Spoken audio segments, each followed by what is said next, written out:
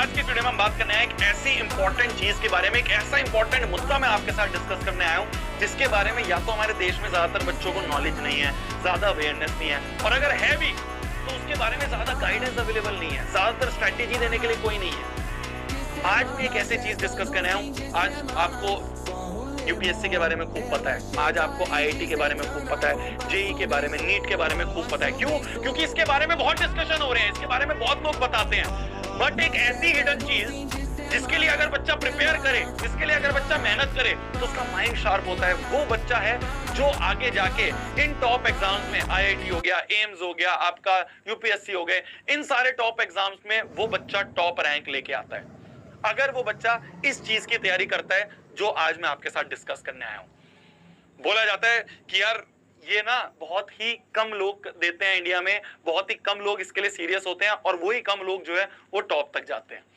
आज मैं बात करने आया हूं आपसे ओलंपियाड्स के बारे में।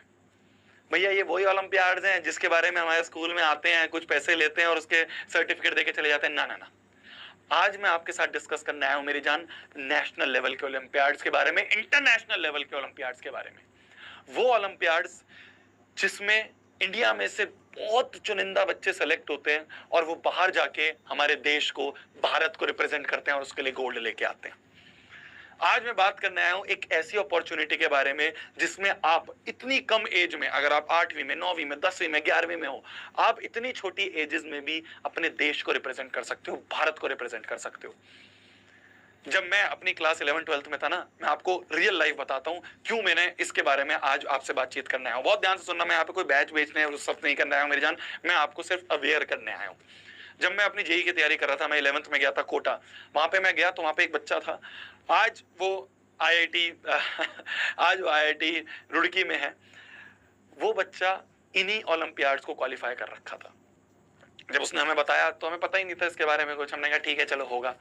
वो बच्चा इतना शार्प माइंडेड था, वो बच्चा उस टॉप बैच में था हमारी कोचिंग के, जिस टॉप बैच में बच्चों को एडमिशन भी नहीं मिलता है। वो बच्चा इतना शार्प था कि उसने अपनी 11-12 की जो बेसिक साइंस मैथ्स होती है वो पहले से ही प्रिपेयर कर रखी थी, तो अब वो एडवांस, जेई एडवांस की तैयारी कर रहा था। क्यों? क्योंकि वो बच्चा 8वीं 9वीं 10वीं से इन ओलंपियाड्स के लिए तैयारी कर रहा था। मैं ये चाहता हूं, मेरी ये दिली इच्छा है कि हर एक नेक्स्ट टॉपर्स का बच्चा, हर एक नेक्स्ट टॉपर्स का बच्चा इन ओलंपियाड्स के लिए प्रिपेयर करे।